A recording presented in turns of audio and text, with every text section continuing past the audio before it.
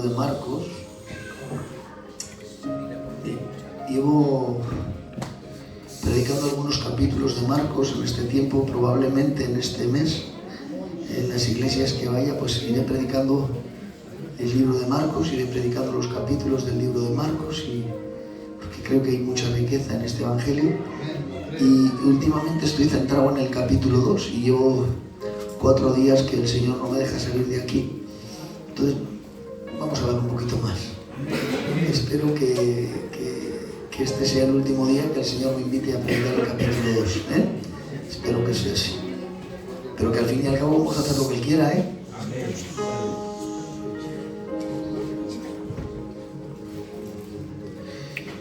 Entró Jesús otra vez en Capernaum o Cafarnaum, me valen cualquiera de los dos términos, porque en muchas ocasiones la P la cambiamos por la F y la J por la Y o la Y por la J, y son términos totalmente legítimos ante la palabra del Señor.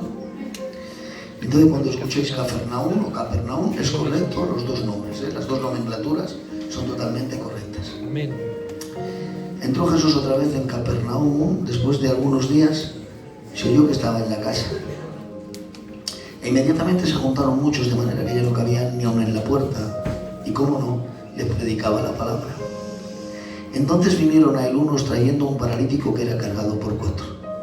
Como no podían acercarse a causa de la multitud, descubrieron en el techo de donde estaba y haciendo una apertura bajaron el lecho en el que yacía el paralítico. Al ver Jesús la fe de ellos, le dijo al paralítico: Hijo, tus pecados te son perdonados. Estaban allí sentados algunos de los escribas, los cuales cavilaban en sus corazones: ¿por qué habla este así? Blasfemia dice: ¿quién puede perdonar pecados sino solo Dios? Conociendo Jesús luego en su espíritu que cavilaban de esta manera dentro de sí mismos, les dijo: ¿por qué caviláis así en vuestros corazones? ¿Qué es más fácil?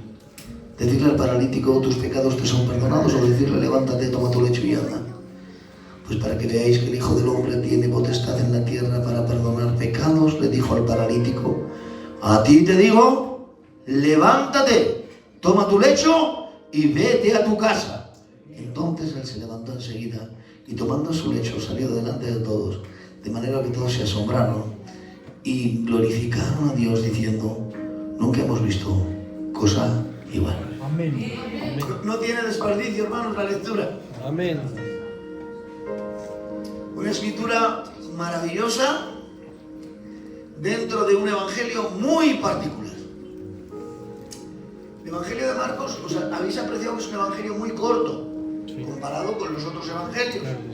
Tanto el evangelio de Mateo, 28 capítulos, Lucas, 28, Juan, 21.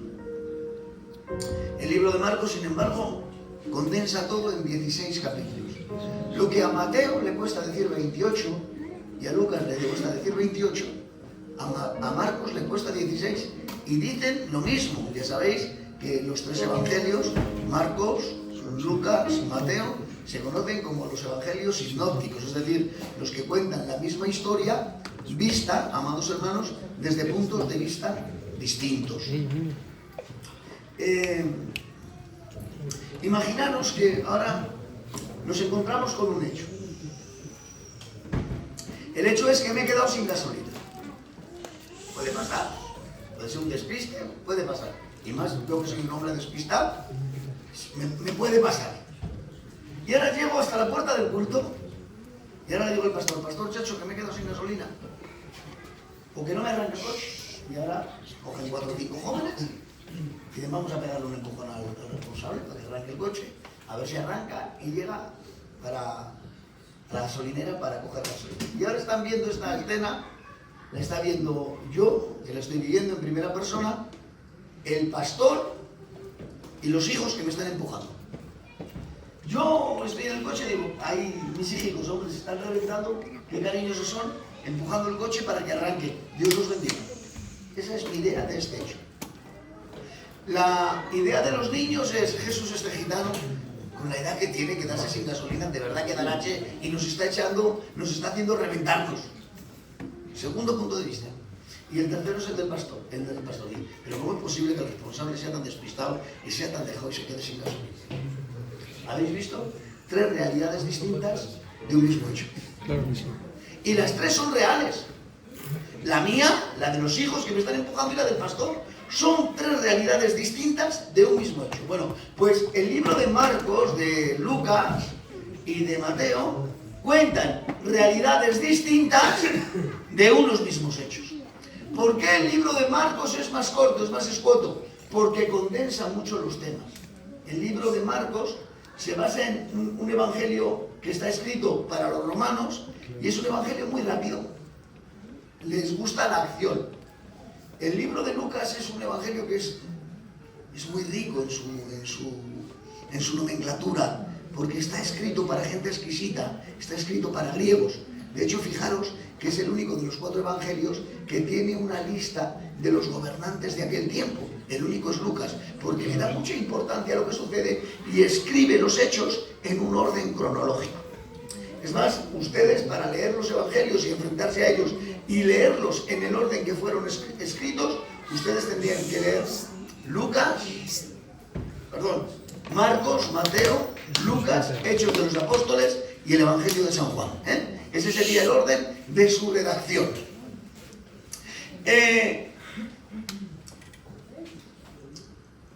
Marcos condensa mucho estas cosas, un poco alterado. Condensa mucho estas cosas Marcos y les da una razón el condensarla. Es que como es un evangelio muy rápido, es un evangelio que no se para en la explicación de cómo sucedieron las cosas, sino que él va al hecho, a lo que sucedió.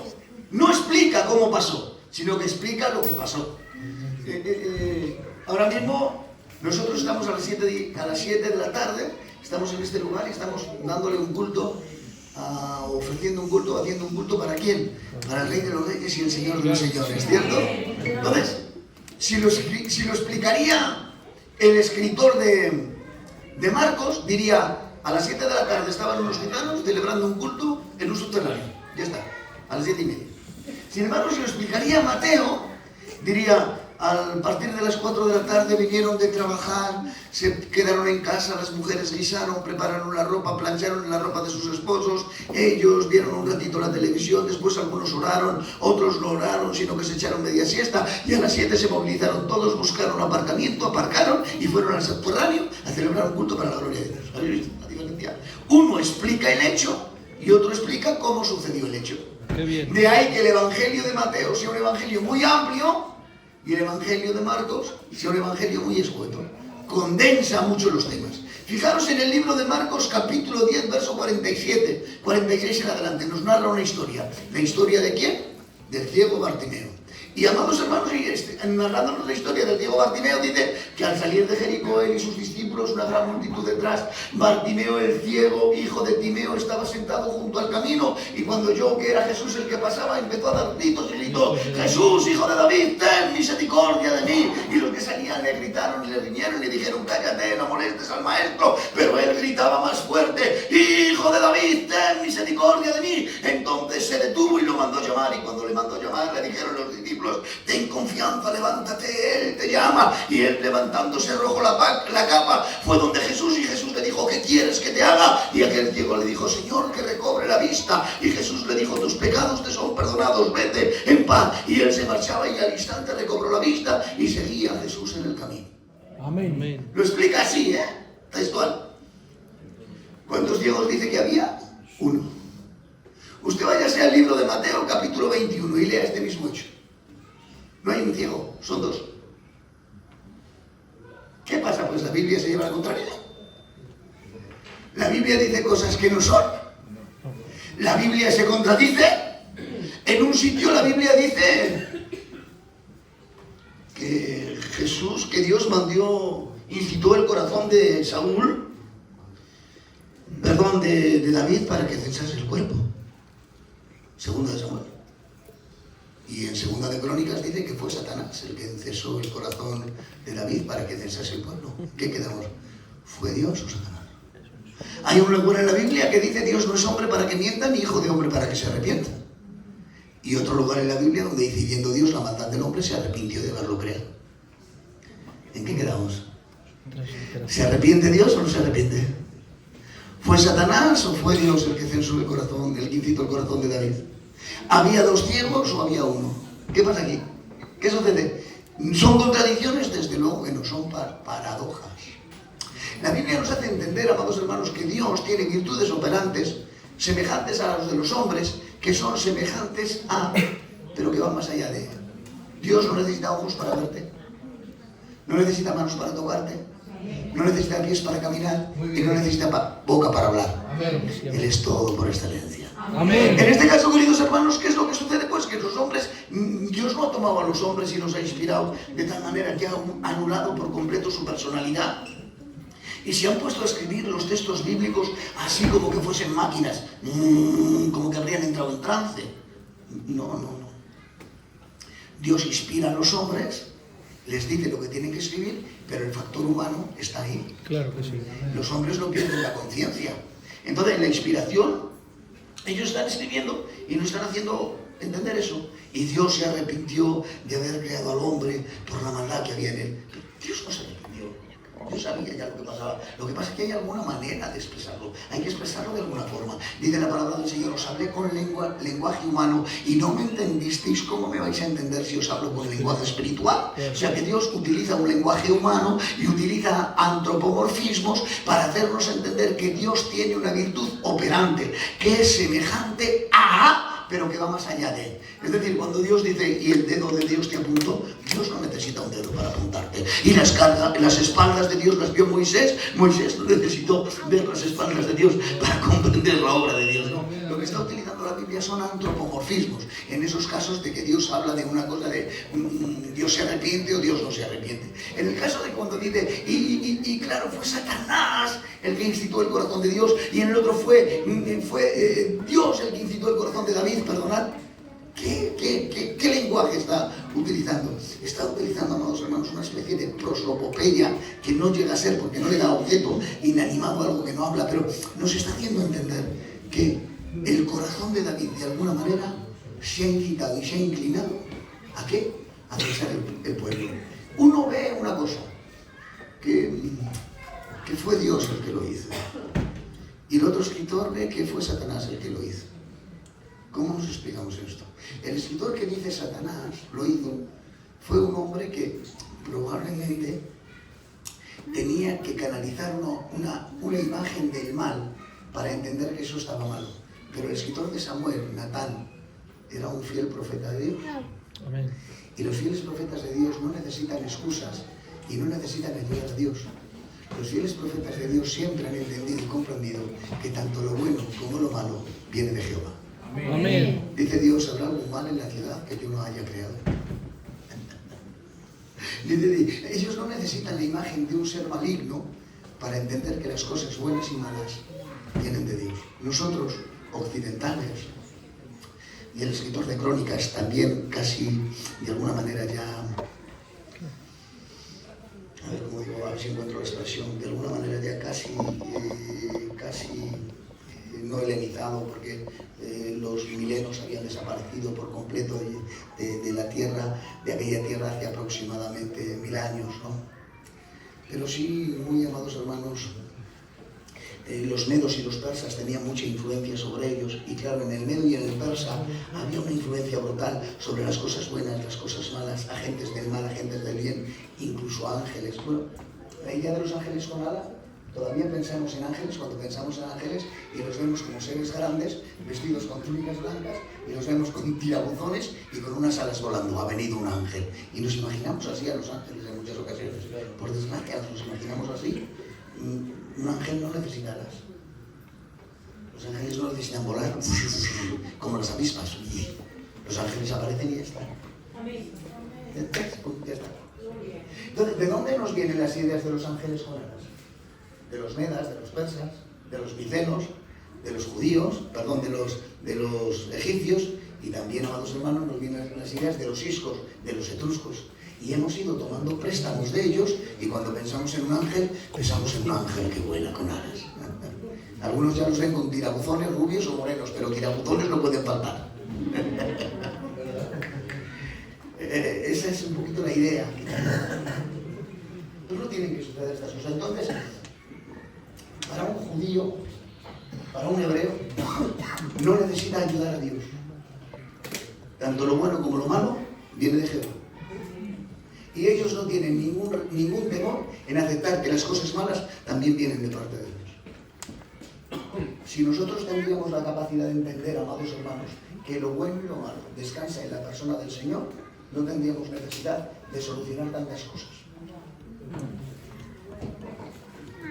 Lo que pasa es que tenemos necesidad de solucionar. Y por eso, queridos hermanos, uno dice, era Jehová quien cambió el corazón de David, y otro dice, era Dios. Pero independientemente de los escritores, hay una realidad, que hay el corazón de un hombre orgulloso que ha ido a encensar el pueblo y ha dejado de confiar en Dios para confiar en sus fuerzas. Y cuando uno deja de confiar en Dios para confiar en sus fuerzas, hay una cosa segura: fracaso. Cuando usted confíe en Dios y no confíe en usted, eso es llamado al éxito.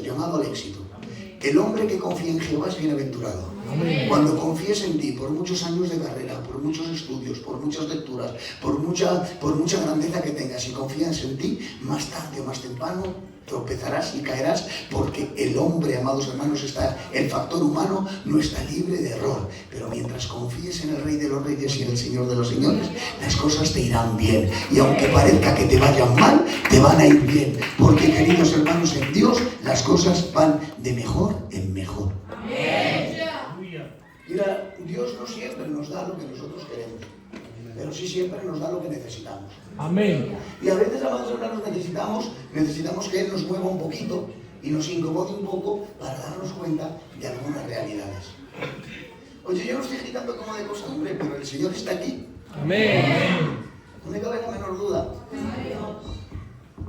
Vale, pues en este caso, lo que ha hecho Marcos es condensar un tema. Vamos yo y el hermano, ¿cómo te llamas? José. Dios te lo bendiga, José. Vamos yo y el José. Y nos vemos como el hermano. ¿Dame tu nombre? Enrique. Qué alegría, qué nombre más bonito tienen los hermanos. José y Enrique. Juntos sería un nombre compuesto, José Enrique. Dios te bendiga a los dos. Ahora vamos, yo tengo un nombre terrible, mi nombre es feísimo. Os lo voy a decir que estamos en confianza. Mi nombre propio es Basilio.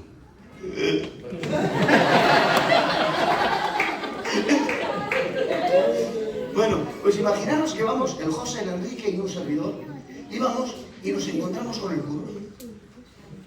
Y vamos los tres. O en este caso van los dos, para hacerlo más claro, y se encuentran conmigo. Y ahora, yo y el José entramos en una conversación. Y el Enrique está asistiendo. No, sí, bien. Pero él no dice nada, simplemente asiste. Él dice que sí. El peso de la conversación lo llevamos el José y ahora lo ve el curro. Esa conversación, uy madre, como me da un ataque de alergia, vamos apañados. Ve el curro y escuchas, es testigo presencial de esa conversación. Y testigo presencial de esa conversación es nuestro hermano David. ¿Qué pasa? Que David es más escueto y le gusta explicar las cosas. Y David sería el que escribe el capítulo 21 del libro de Mateo. Llega David y dice, pues estaban el José y el Enrique, iban por la calle y se encontraron con el pastor, con el responsable, y se pusieron a hablar y los dos le dijeron que necesitaban recibir la vista. ¿Por qué es lo que sucedió? Pero ¿qué es lo que hace el curro? Es más escueto. Y como el Enrique apenas habla, que simplemente asiste con la cabeza y dice, sí, es verdad, es lo que nos hace falta, y el peso de la conversación lo llevamos yo y el José, ¿qué es lo que hace el curro? Anula al Enrique y centra la conversación entre yo y el José. Por lo tanto, tanto lo que dice Mateo como lo que dice Marcos son dos realidades dichas desde dos puntos de vista distintas. Amén. Esto así sucedió. Qué poca vuelta para explicaros esto, ¿no? Está bien, ¿no? Gracias, pastor, Dios te bendiga. Bueno, pues eso que hace, condensa este tema.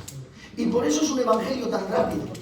El evangelio, queridos hermanos, de Lucas. Sin embargo, aquí, en lo que hemos leído, nos encontramos con algo totalmente distinto. Perdón, Marcos condensa el tema, pero aquí no lo condensa. Aquí lo explica con pelos y señales. Lo explica mejor que Mateo y lo explica mejor que Lucas. lo explica con una claridad meridiana. Lo explica de una forma totalmente diáfana y explica los hechos tal y como pasaron. Y lo primero que dice es que se oye que Jesús, han oído los lugareños que Jesús estaba en casa. ¿Sabéis quiénes son esos lugareños? ¿Dónde vivían? ¿Sabéis la casa donde estaba Jesús, donde había ido? Lo tenéis que saber, ¿eh? Mis hermanos no me digan nada, mis hermanas, decidme. ¿Sabéis qué casa era? Que si no lo sabemos no pasa nada tampoco, ¿eh? que nadie nace aprendido, ¿eh? ¿Qué cosa? Estas cruces a mí me vienen muy bien. Esto es Galilea. Esto es el lago de Genesaret o el mar de Galilea. Toda la cruz hasta abajo es el río del Jordán. La parte de abajo es el mar muerto. Este brazo de la cruz es la región de Magdala o Samaria. Y todo esto es Judea. Esto es Cesarea de Filipos. Esto es Gadara. Esto es Iturea. Y esto es Perea. ¿Ahora qué le digo? ¿La casa dónde está? En Capernaum. En Capernaum. Lo hemos leído. ¿Capernaum dónde está? En Galilea. ¿Y Galilea dónde está? Aquí. A orillas del mar de Galilea o del lago de Genesaret. ¿Y esa casa de quién es? De Pedro, del pescador. Y ahora, amados hermanos, el centro de operaciones de Jesús, ¿sabéis cuál era? La casa de Pedro, Galilea. ¿Sabéis por qué era Galilea la casa, el centro de operaciones de Jesús? ¿Y por qué empezó su ministerio predicando en Galilea? Porque si él empieza su ministerio predicando en Judea, lo cuelgan al primer mes. Los galileos y los samaritanos se llevaban muy mal y no podían tener relaciones entre ellos. Judíos del norte y judíos del sur. Los judíos del sur eran los Benai Israel, los hijos de Israel o de Ben. Y a los judíos del norte, ¿sabéis cómo los llamaban? Los Anjare, los hijos de la tierra. Y no tenían nada que ver los unos con los otros. De tal manera que los judíos del sur, los de Judea, les decían a sus hijas y a sus hijos que jamás se casarán con un judío samaritano o con un judío de Galilea. Galilea de los gentiles. De Galilea podrá salir algo nuevo, algo bueno. ¿Por qué? Porque la forma de hablar de los galileos era muy distinta a la forma de hablar de los judíos del sur, de los de Judea. Se podían explicar políticamente muy distintos, no eran como ellos tan cerrados. De tal manera que algunas de las palabras que dijo Jesús, si en lugar de decirlas en Galilea, las dice en Judea, lo habrían matado el primer mes, hermanos. Por eso él empieza su ministerio en Galilea, donde es mucho más libre. Les decían los hijos de Israel, los Anjare, los judíos de primera, los que vivían en Judea, le decían a sus hijos cuando salían, si quieres hacer dinero y quieres montarte en el denario, ya no en el dólar, vete a vivir a Galilea, que allí harás grandes negocios y ganarás, porque Galilea era un puerto marítimo y era el medio del mundo y el mejor lugar estratégico de todo Canaán para hacer negocios. Mira qué curioso. Pero si te quieres mantener santo, quédate a vivir en Judea. A sus hijas las prohibían casarse con hombres de Galilea, los de Judea. Y aplicaban un texto de Levítico, que no lo digo porque hay mucha mujer y mucha gitana aquí. Y por eso no digo, pero hay un texto en Levítico muy duro, que es el que les aplicaban a estas mujeres. Si vosotras os casáis con los judíos del norte, sería semejante a que haríais tal cosa. Luego os lo digo a vosotros. No les podían ver. Y ahí estaba Jesús. ¿Y qué es lo que hacía Jesús? Predicar la palabra, anunciar el evangelio, porque él no perdía tiempo, ¿sabéis? Él sabía a lo que había venido. Y él tenía una misión que cumplir. ¿Saber cuál era la misión que tenía que cumplir nuestro Señor Jesucristo? Posibilitar la redención de toda la familia humana. Y tenía que cumplir esta misión. Y esta misión la tenía que cumplir muriendo en la cruz del Calvario, haciéndose maldito, para que en su muerte maldita nosotros tendríamos una vida bendita. Claro, amén. Y ahora él sabe a lo que ha venido. Eso de que Jesús no sabía lo que iba a suceder, eso de que Jesús no pasaba lo que iba a pasar. Esa palabra que es mal entendida por muchos cuando dicen, Señor, restaurarás el reino en este siglo. Y el Señor dice, esto no nos toca a nosotros saberlo, porque el Padre lo ha puesto en su sola potestad. Es que Jesús no sabía lo de la restauración del reino, que no lo sabía, si Él era el motivo de la restauración. Lo que pasa es que Él habla con su parte humana, hace entender, comprender ciertas cosas, y si tenemos tiempo, luego pues las vamos compartiendo, que no sé si me va a dar tiempo al paso que voy, porque voy muy despacio y no tengo el ritmo que tengo que tener para predicar esta palabra. Donde el Señor me diga que me pare, pero hasta que me pare, os voy a ofrecer pues lo mejor de mí, hermano. Amén. Él predica la palabra, sabe a lo que ha venido, tiene un ministerio que cumplir, porque la palabra es el mensaje. Y una misión sin mensaje no tiene sentido. ¿Te imaginas qué habría pasado si Jesús muere en la cruz del Calvario sin decir para qué viene? Si le habrían creído los lugareños de la tierra. ¿Os imagináis dónde se habría quedado el mensaje de Abraham, de Isaac, de Jacob, de todos los profetas, de todos los sacerdotes, de todos los reyes, de todos los santos del antiguo pacto? ¿Dónde se habría quedado el mensaje si Jesús no viene predicando el Evangelio?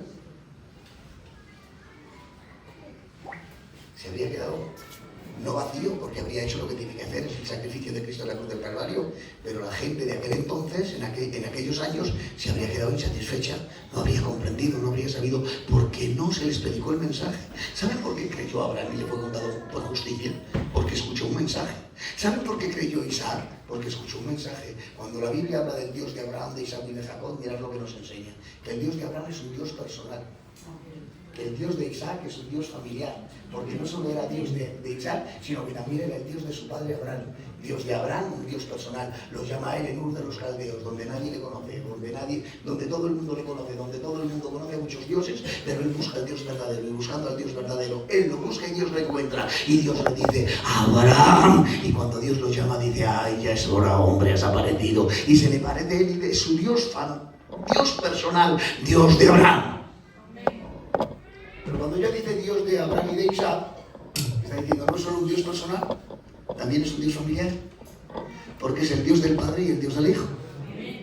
Pero cuando ya dice Dios de Abraham, de Isaac y de Jacob, ya no solamente dice Dios es Dios de un Dios personal, Dios no solo es un Dios familiar, sino que Dios es un Dios universal, porque de Jacob salen todas las tribus de Israel, y de todas las tribus de Israel, amados hermanos, se puebla la tierra. Por lo tanto, Dios de Abraham, Dios de Isaac, Dios de Jacob, Dios personal, Dios familiar, Dios universal. Y este es nuestro Dios. Y él, amados hermanos, ha ido dando un mensaje a lo largo de toda la historia de la existencia de la familia humana. Y el mensaje es, yo vengo pronto, mi Redentor conmigo. Yo vengo a salvar la tierra está totalmente perdida. Si no hay remisión, si no hay entrega de sangre, no hay remisión de pecado. Yo soy el último cordero, el cordero pascual. En mí descansan todos los sacrificios del Antiguo Testamento y yo perdono todos los pecados que se cometieron entonces, los que se cometen ahora y los que se cometerán después. Porque la cruz del Calvario tiene poder y autoridad para perdonar a todos los pecados que pueden cometer la familia humana. Pero tiene que haber un mensaje, y este es el mensaje de Jesús. Viene anunciando la palabra, viene anunciando el mensaje, y esto es lo que viene predicando. Y lo que viene predicando de forma distinta, diferente. No viene predicando como yo, porque yo estoy muy por debajo de la palabra. Si es que si no puedo cumplir con mi palabra, ¿cómo pretendéis que cumpla por completo con la palabra de Dios? Tío Ricardo, mañana a las 5 de la tarde estoy en la puerta de su casa y nos vamos a ir los dos a hacer una visita.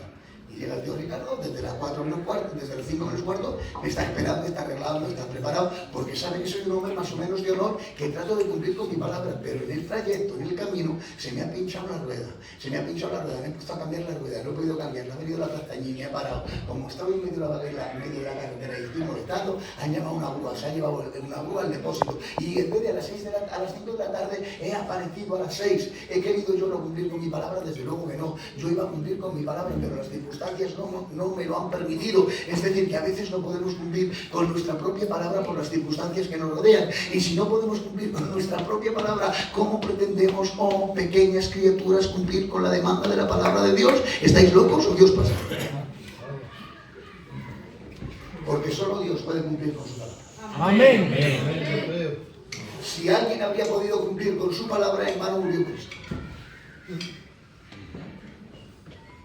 Solo Él puede cumplir con su palabra. Pero el que solo Él pueda cumplir con su palabra no quiere decir que yo no lo intente. Y yo no intente vivir ese mensaje que escucho. Y yo no intente vivir ese mensaje que predico. Y yo digo, ¡fuá! No quiero pecar porque el pecado huele. Y es verdad, pero a veces peco. Y el pecado da asco. Habrá algo más desagradable que el pecado, tío Ricardo. Y el pecado huele, ¡fuá! El pecado. Como dice mi nieta, ¡fuá, fuá, fuá, fuá! Toma el abuelo, toma esto, no, fue abuelo, que no quiero. Ahí mi batería. Pecado huele. Pero si no, pecamos. Y el que no peca de pensamiento, peca de dicho. Y el que no peca de dicho, peca de hecho. Y el que no peca de hecho, peca de omisión. Pero de cualquiera de estas cuatro maneras el hombre puede pecar. Los pecados están claramente claros en la palabra del Señor. Avaricia, lujuria, orgullo, pereza, envidia, gula e ira. 7 pecados capitales de los cuales nosotros no nos vamos a distanciar de ninguna manera en esta tarde. Y se puede pecar de esas 7 maneras, de 4 formas distintas, como acabamos de decir, pensamiento, dicho, hecho o omisión. Hay una ruptura brutal con nuestro credo de fe y el credo de fe de la Iglesia Católica, Apostólica y Romana, porque ellos dicen que hay pecados veniales y que hay pecados mortales, que hay pecados que no son mortales y hay pecados que son veniales, que hay pecados que son de faltas, no para nada. Nosotros decimos todo lo contrario, que la paga del pecado es muerte y que el pecado condena. Amén. Entonces, el Señor viene trayendo su mensaje. Estoy aquí. Vengo a posibilitar la salvación de la familia humana. Vengo demostrando esto con señales, prodigios y maravillas. Os ofrezco la posibilidad de que seáis salvos. Y ahora la gente se empieza a seducir por la palabra de Dios. Porque la palabra de Dios se enamora. Amén. La palabra de Dios, no sé, ¿qué tiene la palabra de Dios? Que no seduce nuestra alma. La palabra de Dios te engancha y te absorbe la mente. Cualquier otra cosa te aburre. Pero la palabra del Señor te tiene apretado. Porque su palabra es distinta. ¿Te imaginas a Jesús predicando? ¿Te lo imaginas diciéndote, he venido a rescatarte? Ay Dios, ¿te imaginas la mirada de Jesús mirándote a los ojos y viéndote las entrañas, y que tú ahora te mueres cuando te está mirando, te estás muriendo? ¿Qué es esto? ¿Qué es esto? Y el Señor te mira y sonríe y te dice, no te cargues, que yo te amo mucho. ¿Te imaginas al Señor predicándote la palabra y diciendo, no hay pecado que mi sangre no sea capaz de perdonar? Amén. ¿Te imaginas a Jesús diciéndote, es más grande mi sangre para salvar que el pecado para condenar? ¿Te imaginas a Jesús mirándote a los ojos diciéndote, no hay nada que yo no pueda perdonar? Me da igual tu pasado, me da igual tu presente, y escucha, incluso me da igual tu futuro, porque si tú tienes un presente pensando en mí, si tú piensas en mí, descansas en mi palabra, tu futuro es mío, y si tu futuro es de él, en las manos de Jesús estarás siempre seguro. Para ti no existe el futuro. Gloria a Dios. ¿Te imaginas a Jesús diciéndote, ¿dónde están los que te condenan? No están, ¿no? Bueno, pues yo que puedo tampoco te condeno, anda, vete y no peques más. ¿Te imaginas a Jesús que están los niños ahora corriendo para aquí, que tú te preocupas y le dices, para, dejad que los niños se acerquen a mí? ¡Ay, Dios! ¿Te imaginas a Jesús diciéndote, pues si te pegan en una mejilla por la otra? ¿Eso te lo imaginas también? ¿Te imaginas a Jesús diciéndote, amarás al extranjero porque extranjero fuiste en la tierra de Egipto? ¿Te imaginas a Jesús diciéndote, amarás a tu prójimo como a ti mismo? ¿Te imaginas a Jesús diciéndote, no venzas al mal con el mal, sino véncelo con el bien? ¿Te imaginas a Jesús diciéndote, yo estoy contigo todos los días hasta el fin del mundo? ¿Te imaginas a Jesús diciéndote, perdona a tu adversario? Claro que sí. ¿Cuántas veces perdonaré, Señor? Hasta 70 veces 7.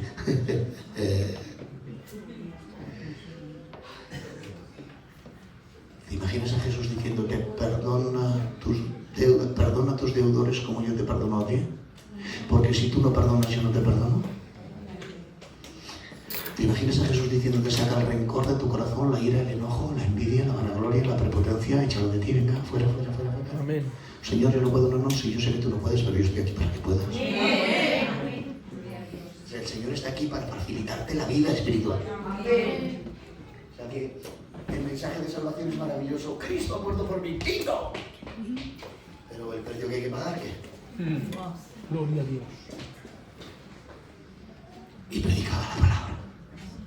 Y la gente se prendaba y ahí estaban escuchándoles. Y claro, la manera que tenían de escucharlos como lo de ahora, mirad, en todas las casas de los judíos, debes encontrar un patio gigantesco. En el patio, en todas las casas de un hebreo había una higuera, fijo, sí o sí, porque la higuera era un símbolo de prosperidad. Por cuanto estuvieron en el desierto durante 40 años y no les faltó el agua, y no les faltó el pan, no les faltó la comida, y fueron prosperados en un desierto, ellos plantaban una higuera en su casa, porque la higuera, cuando hermanos, hay higueras que dan 2 frutos al año. Unas higueras dan brevas y otras dan higos, pero las dos dan 2 frutos al año. Y ellos plantaban la higuera en símbolo de prosperidad. Por lo tanto, ellos decían: soy judío, he salido de mi familia, mis antepasados han salido del desierto, fueron prosperados en el desierto porque guardaron la palabra de Jehová. Por lo tanto, yo planto una higuera en mi casa porque yo voy a seguir plantando, guardando la palabra de Dios. Amén. Entonces iban y allí en esa higuerita hacían vida en las familias. Llegaban en verano, salían todas las familias, venían los niños, los nietos, los primos, los sobrinos, los tíos, se ponían alrededor de la higuera. ¡Venga, una fiesta! Y todos en la fiesta. Y allí los judíos bebían y volvían a beber, como los peces en el río. Dentro había unas casas. En la casa corrías la ventana, la persiana, la cortina. Y en algunas había un pasillo, cuando era roca muy grande, había un pasillo de 1 metro aproximadamente para entrar a una sala grandísima donde ahí hacían vida en invierno. Ahí estaba el fuego, estaban los hornos, estaba el molino y estaban las camas. Y arriba, los que vivían muy bien y tenían fuerte dinero, tenían una especie de ático que se subía por unas escaleritas y se cubría con una malla, pero los que no vivían tan bien, era una casa simplemente de una planta, y el techo de arriba, ¿sabéis lo que era? Barro, hojas, ramas. Ahí estaba, adobe. Y ahora llegan estos, que no son 4, que son más. Vinieron unos trayendo un paralítico, vinieron unos, que era cargado por 4. Pero no fueron 4, eran más. Iban unos con 4. Y llegando unos con 4, lo primero que se encuentran es que no pueden entrar a la casa. ¿Y sabéis por qué no pueden entrar a la casa? Porque les estorban los que están dentro. Los que están dentro no son los que estorban. Están tan ensimismados escuchando la palabra. Están tan enamorados de la palabra. Están tan ilusionados con lo que están escuchando que no se dan de cuenta que viene una persona con mucho más necesidad que ellos. Que viene un paralítico. Y que ese paralítico necesita llegar hasta los pies de Cristo. Y no le dejan pasar.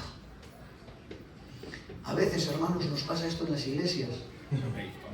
Estamos tan enamorados de lo que escuchamos, tan contentos con nuestro cultico, tan a gusto con nuestra candidatura, tan a gusto con nuestra posición como obreros, tan a gusto tocando mis panderetas y llevando mi mesa de mezclas, tan a gusto cantando mi coro y tocando mi pianola, que no me doy cuenta que ahí fuera hay gente que está gritando y diciendo: ¡que quiero ir a la iglesia! ¡Que necesito entrar! ¡Que necesito que Dios me salve!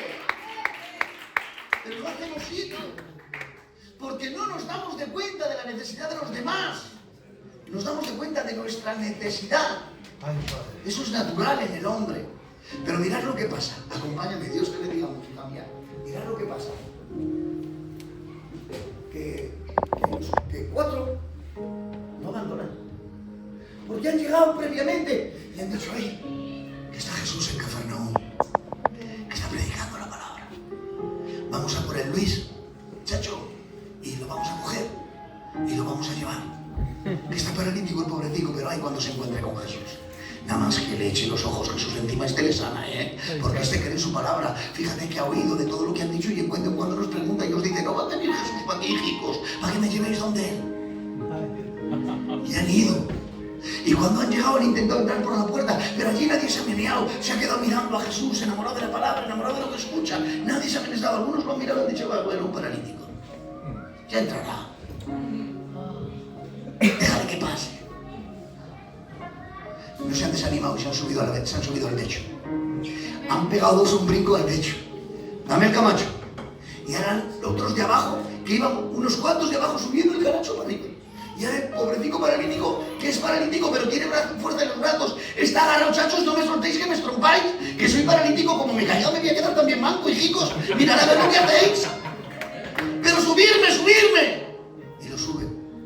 Y ahora cuando están en el techo, se ven que el techo está cerrado, que no pueden entrar. Pero aun con todo siguen.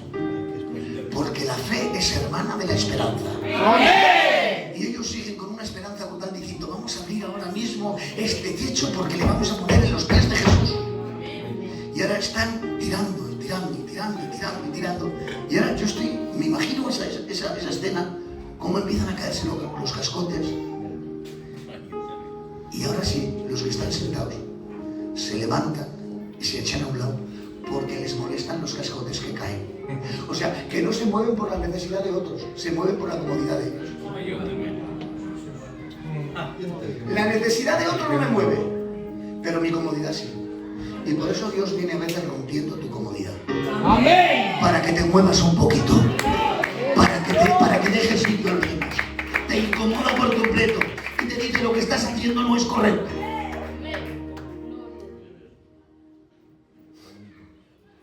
Todos se mueven, pero Jesús no. Jesús sonríe. Dios mío, la sonrisa del Maestro. Es que yo no quiero ver ojos más perfectos, cabello más perfecto, sonrisa más perfecta. Es que no quiero verlo. Es que no me da la gana. Mi Jesús tenía que ser acabado en hermosura. Y una hermosura súper espiritual. Una hermosura que te seduce sin maldad, chacho. Ay, Dios. Y ahora lo estoy viendo sonreír. Y lo baja. Y ahora bajando, ¡pam! Pegan un brinco. Venga, bájale, que no han mirado a Jesús. No, bájale. Y Jesús les está mirando. Y nosotros se están moviendo. Y Jesús en su pensamiento está, Dios mío de mi vida, ¿qué lección de álgebra le voy a dar a toda esta banda? Porque a veces somos una banda, hermano. El cuerpo es para mí, para mi primo, para mi amigo, para mi tío, para mi sobrino. Pero el que no es de la familia o el que es amigo en la iglesia. ¡Qué bueno! ¡Gloria a Dios! Y eso no es así. Porque Él no hace acepción de personas. ¡Claro que sí!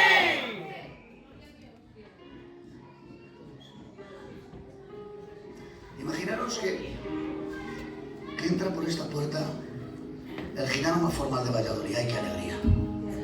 Y la gitana más formal de Valladolid. ¡Ay, qué alegría! Como yo digo, estos gitanos les llamo yo gitanos de lunares. Gitano con su sombrero, su reloj de oro, su buen sello, su cachavica fina, que le queda al gitano para morir, porque tiene edad para llevarla. Su buen abrigo, sus gafas con su montura de oro. Es que estoy viendo un gitanazo. Y viene con su gitana, una marquesa, una princesa la gitana. Cuidada, arreglada, con años ya, pero que se ve que la gitana es una marquesona. Limpia como los chorros del oro. ¡Ay, qué alegría!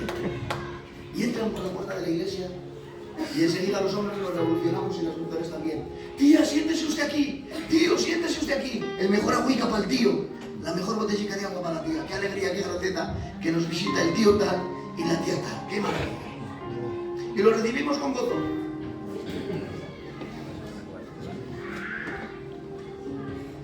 Imagínate que por esa puerta ahora viene el peor gitano de Valladolid. Uno que es un peste, que es un descreído, que es un quimerista y que huele a ruina. Y por donde quiera que va, busca un problema. Perdonadme, si no es alcohólico es drogado, y si no es drogado es alcohólico. Lo tiene todo. Viene de una familia destruida. Y no viene con un abriguico y el pelico lavado, ¿eh? Viene con un chándal roto de hace 20 días, con perdón vuestro no se ha duchado.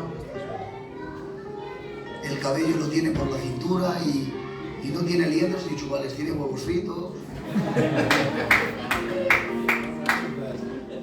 Y viene y se sienta ahí.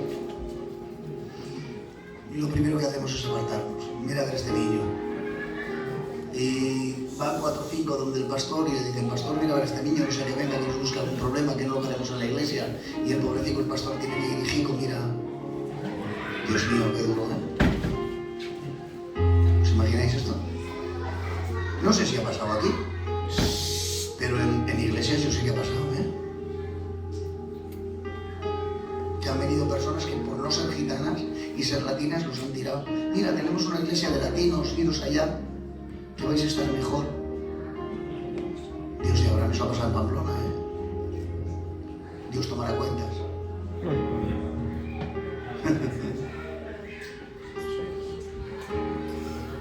Entonces, molestan, se mueven. Y de Jesús veréis. Se le queda mirando y dice la Biblia que viendo la fe de ellos. ¿La fe de cuántos? ¿La fe de cuántos? ¿O fe de cuántos? La fe de ellos. ¿Cuántos?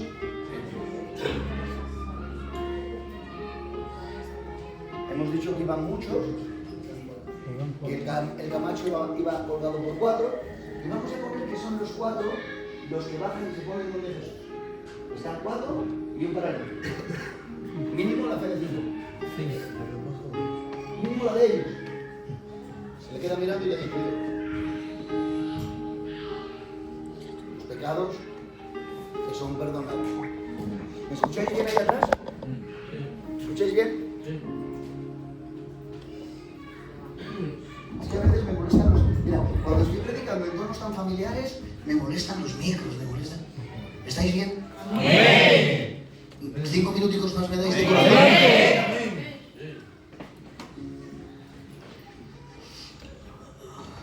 Tus pecados te son perdonados. Dios mío de mí, ¿cómo se estremece ese hombre cuando escucha de la voz de Cristo? Tus pecados te son perdonados. Nada más que ha dicho eso, se le ha ido un peso del cuerpo de toneladas y toneladas, porque el pecado, para los que no tienen vida, pesa 0 kilos, pero para los que tienen un poquito de fe y un poquito de vida espiritual, el pecado pesa mucho. Ay, Padre. Sí, aplaudir al Señor, que merece un aplauso al Señor.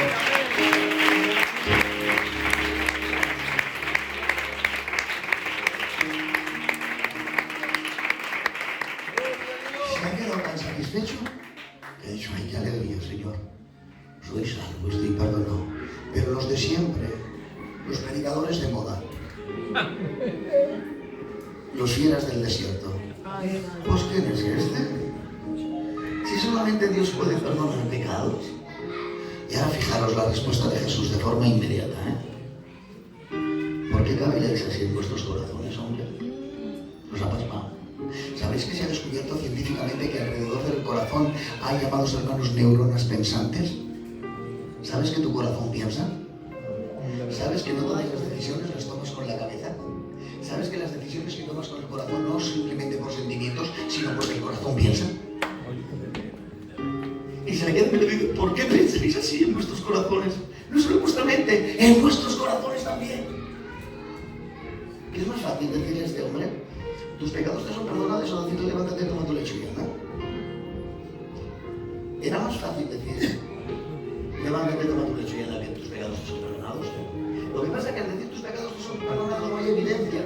Y como nosotros lo tenemos que ver todo, nos es más difícil decir, levántate, toma tu lecho y anda. Porque si le dice, levántate, toma tu lecho y anda, y no lo hace, pues no queda bien. Y pensamos que es más fácil decir eso que nada. Pero es más fácil decirle a un hombre, tus pecados te son perdonados, y que el peso de sus pecados se vaya. Más difícil. Y dicen, pues para que sepáis que el Hijo del Hombre tiene poder para perdonar pecados, y ahora aquí tenemos que pararnos de inmediato 3 minutos, como máximo 4. O sea que Jesús perdonaba pecados sin necesidad de cruz teórica. Había sido crucificado cuando le dijo, tus pecados te son perdonados. Y al ciego Bartimeo cuando le dice, tus pecados te son perdonados. Y al siervo del centurión, y a la hija de la griega y la sirofenicia, y al leproso, y al de la mano seca, y a los endemoniados gadarenos. Tus pecados son perdonados. Señor, haciendo. Entonces, si tú perdonabas pecados sin necesidad de cruz, ¿para qué moriste en la cruz del Calvario? ¡Alto! Yo no he dicho que no haya necesidad de sangre. Yo he dicho que perdonaba los pecados antes de la cruz del Calvario.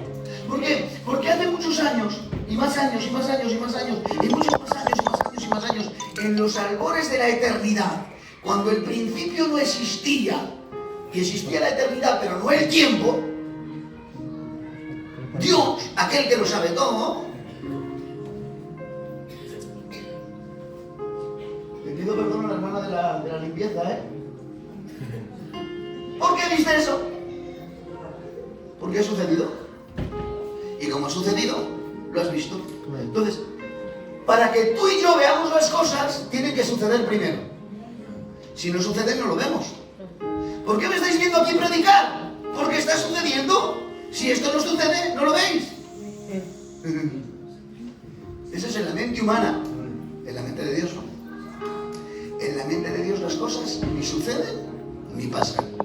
En la mente de Dios las cosas son. Amén. Y como Él no vive ni en el presente, ni en el pasado, ni en el futuro, Él vive en un eterno presente.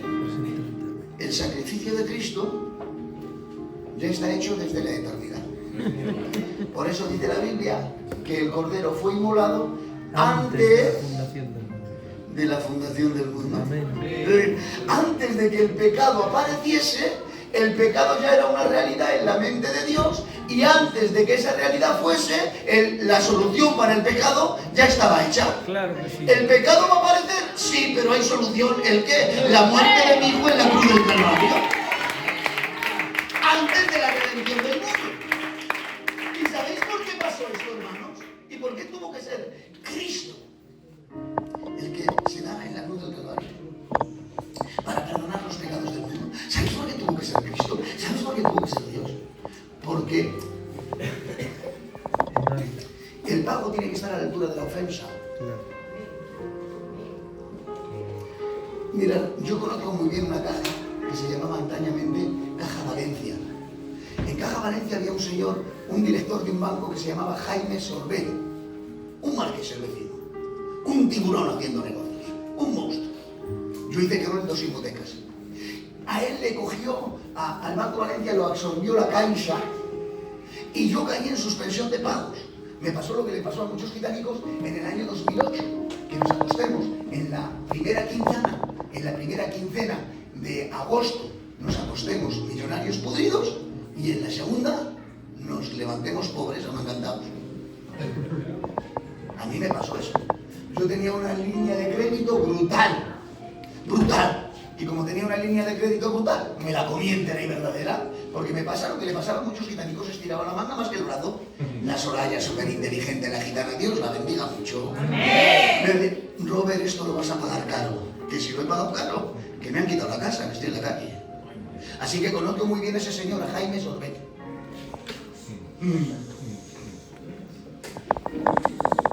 Yo voy ahora al Banco Bilbao, ahora a la Caixa, a pagar mis deudas. En la definición de moroso no viene una definición persona que tiene deudas y no puede pagarlas. La definición de moroso de la RAE, tú buscas moroso y te sale una foto mía así riéndose. Debo un dineral, hermano. Ahora yo voy a pagar mi deuda con 20 millones de pesetas. Y voy, señor Jaime, vengo a pagarle la deuda. Y ahora sí, vale, ¿no te llega? Dame los 20 millones, pero todavía me debes. De hecho, le estoy dando la cara a esa deuda, porque no sería legítimo por mi parte tener una deuda y no pagarla, hermanos. Tengo que darle la carita a mis deudas, hermanos, en la medida de mis fuerzas. Vale. No voy a dejar sin comer a mi chambao y a mi Helen, ¿eh? No. No vivo esa locura. Pero en la medida de mis fuerzas, todos los mesicos voy pagando. Y si no puedo un mes, pago dos, pero voy pagando. Bueno, es otra película, ¿no? La cuestión es que si yo quiero pagar mi deuda con 20 millones no puedo. ¿Por qué? Porque la deuda es mucho más grande. Entonces, el saldo no es suficiente para pagar la deuda. ¿El pecado contra quién es? ¿Cómo te llamas, hermano? Josué, qué nombre más bonito tienes. Dios te bendiga. José, Josué, Jesús, Jesé, todos los nombres son el mismo. Salvador, Mesías, Redentor. O sea que Jesús se podía haber llamado perfectamente José, o Jesé, o Yeshua, o Josué, perfectamente. Como Manuel y Manol, son los mismos nombres. Manolo.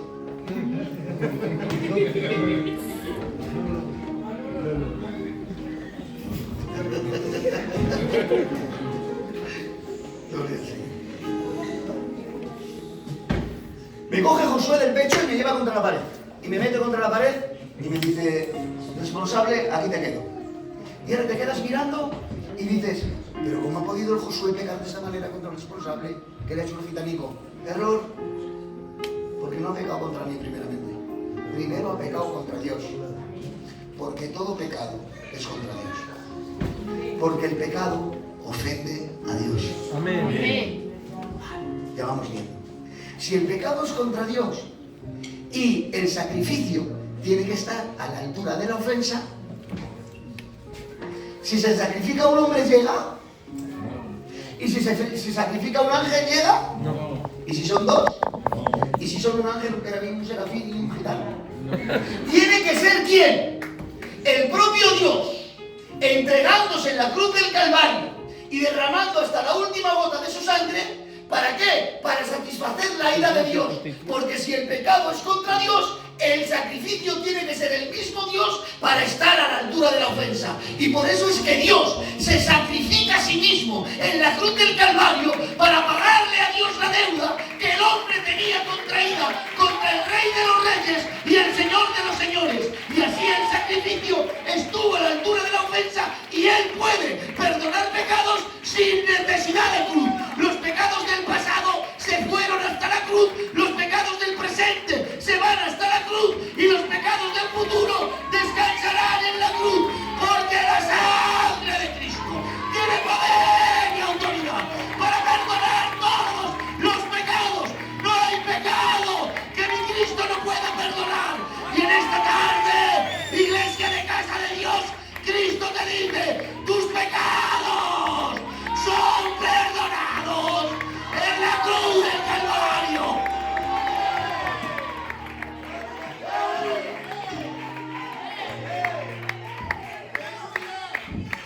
Gloria a tu Aleluya. nombre.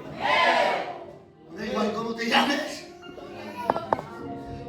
Juan, Josué, José, Daniel, Pedro, Antonio, Andrés, María, Isabel, Antonia, Manuela, Luisa. ¡Me da lo mismo! No hay nada que pueda condenarte en esta tarde. No hay nada ni nadie. Porque Cristo pagó el precio. Así que, no sé si tienes algo que perdonarte. Pero si tienes algo que perdonarte, perdónate. A veces es muy difícil perdonarse, tío Ricardo.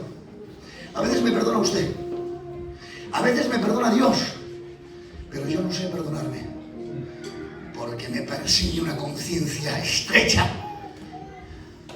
Y no soy capaz de perdonarme. Pero en esta tarde Dios te dice, ya es hora de que te perdones. Ya es hora de que lo hagas. Porque yo te he perdonado. ¿Quién es este? Solo Dios puede perdonar pecados. En ti te digo, levántate, toma tu lecho y vete a tu casa. Vale, gloria al Señor. Y si os voy a abrir un inciso ya en un minuto, para dejar este mensaje abierto, para terminarlo otro día. Amén.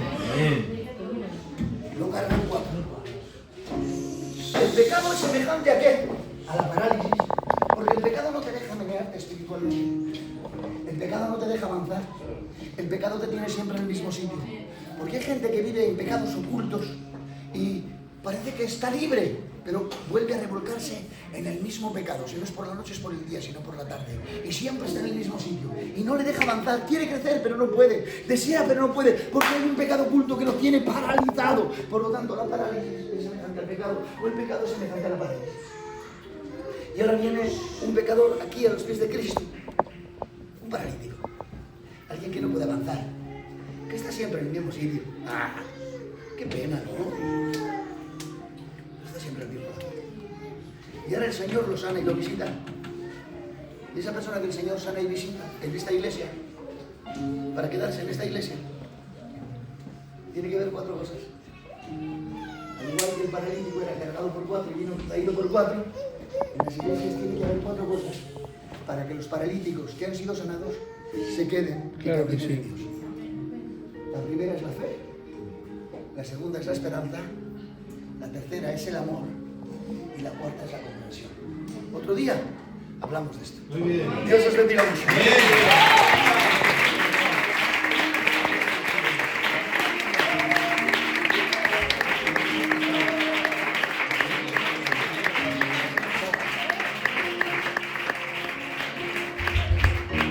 Gracias por vuestro amor, hermanos, por vuestro cariño, por vuestra comprensión. Espero que la palabra os haya hecho por lo menos el bien que me ha hecho a mí. Dios os bendiga mucho.